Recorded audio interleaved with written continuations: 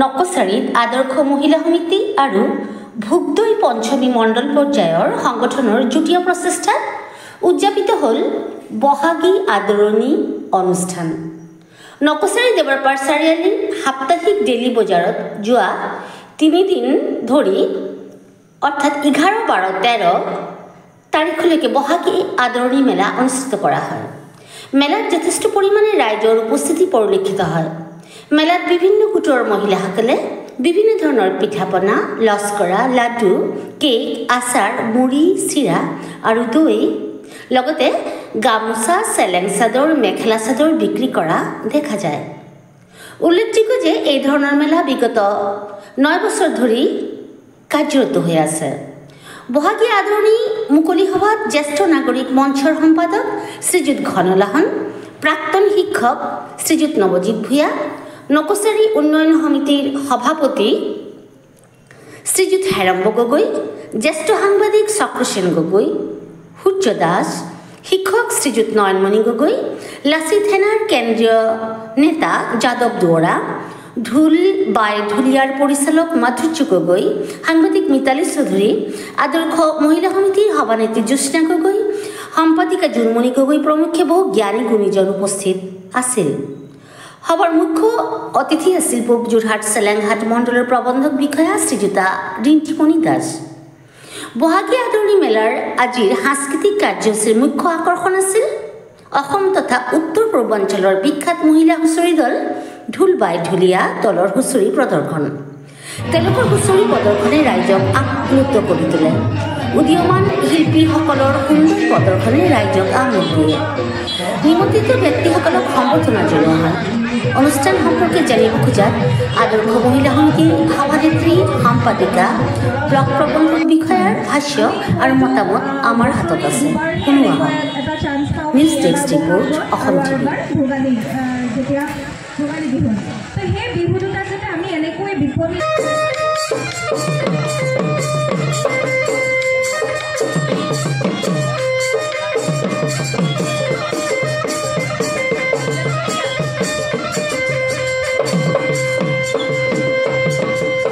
জাতি গঠনৰ প্ৰক্ৰিয়া সহায় হওক। অসমীয়া জাতি গঠনটোক আমি কেনেকুৱা আগবঢ়াই লৈ যাব পাৰোঁ। নিজৰ ভাষা সংস্কৃতি আমাৰ চহকী, আমাৰ পৰম্পৰা আছে। এই পৰম্পৰাক আমি নতুন প্ৰজন্মৰ আগত জীয়াই ৰাখিব লাগিব। আৰু নকচাৰী আদৰ্শ মহিলা সমিতিয়ে এই অনুষ্ঠানটি আয়োজন কৰি নিশ্চয় বহাগীক আদৰণি জনাই যি অনুষ্ঠান আয়োজন কৰিলে সঁচাই ইয়াৰ আদৰণীয়।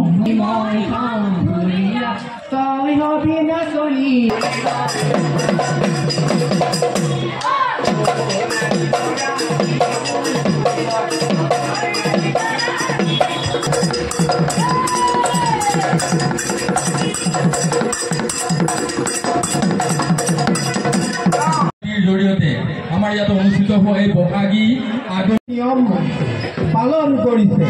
সকলো উদ্ভিদ ইতৰে প্ৰাণীয়ে এই প্ৰকৃতিৰ স্বতঃস্ফূৰ্ততা বা তাত উত্তীৰ্ণ হৈছে। এবাৰ সেইটো এটা আদৰ্শ।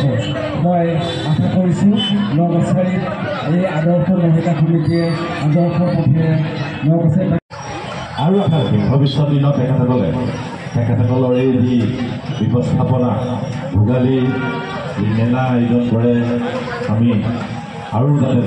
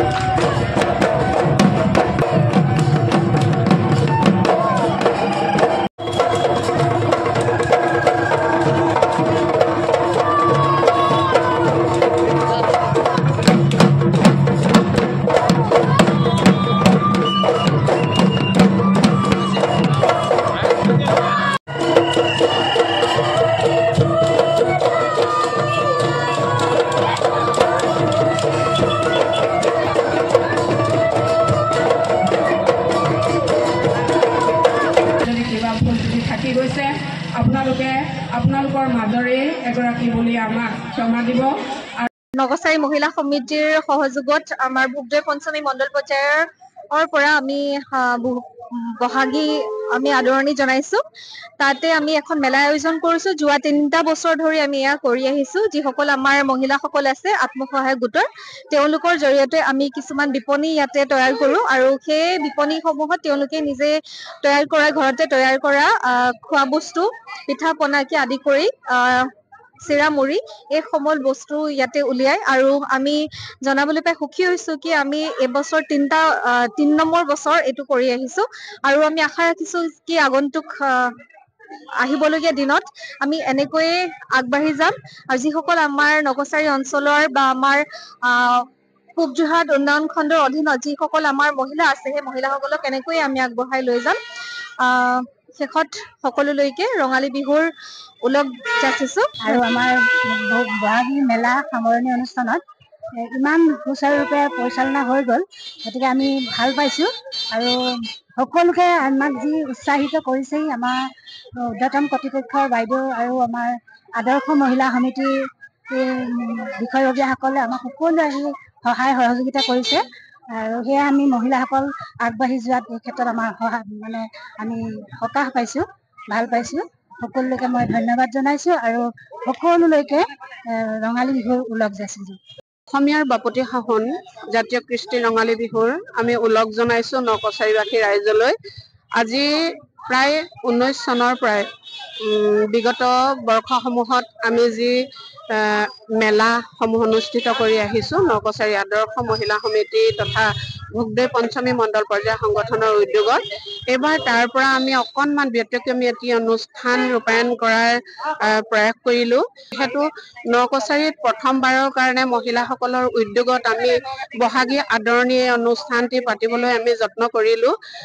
ইয়াৰ কাৰণে আমি নকছাৰীবাসীৰ ৰাইজৰ বিভিন্ন বিশিষ্ট ব্যক্তিসকলক আৰু দল সংগঠনৰ আমি বিষয়ববীয়াসকলক আমন্ত্ৰণ জনালোঁ।